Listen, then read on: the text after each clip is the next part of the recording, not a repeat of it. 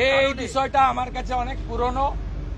1 মাস আগে যখন ভারতীয় জনতা পার্টির জাতীয় নেতারা একটা সার্কুলার দেন, যেহেতু পশ্চিমবঙ্গ নির্বাচনের বছর কোন বিধায়ক জেলা সভাপতি হতে পারবেন না, এই বার্তা পাওয়ার পরের দিনই তিনি তার দেওয়ালে থাকা পদ্মফুল পুছে দিয়েছিলেন।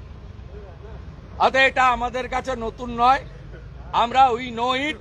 উনার জেলা সভাপতির পদ থাকবে না, তাই তিনি ওই গোল গোল করে বলবেন, সুব্রত বক্সির মাধ্যমে কথা বলেছেন, আমরা we know it very well.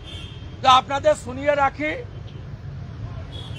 যেমন মুকুটমণি অধিকারীকে, যেমন কৃষ্ণ কল্যাণীকে, যেমন বিশ্বজিৎ দাসকে হারিয়েছিলাম লোকসভায় দল বদলুদের, একইভাবে তাপসী মণ্ডলকে যদি তোলামূল প্রার্থী করে আমাকে কিছু করতে হবে না, হলদিয়ার তোলামূলীরাই ওকে বিসর্জন দেবে। ওকে শুধু নয়, ওর ফ্রেন্ড শ্যামল মাইতিকেও বিসর্জন এবং না চলে গিয়ে আবার ফিরেও আসছে, সোমেন রায় ফিরে এসছে।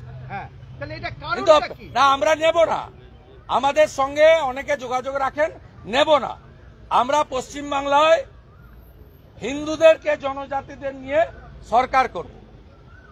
আমরা এখানে সংখ্যায় যাই থাকি না কেন, তারপরেও তো তৃণমূলকে সাসপেন্ড করতে হয়, এলওপি কে 9 মাস বাইরে রাখতে হয়, প্রতিদিন হাউস খুললে বিজেপির এমএলএদেরকে তাড়াতে হয়, বিধানসভার বাইরে সাসপেন্ড করতে হয়।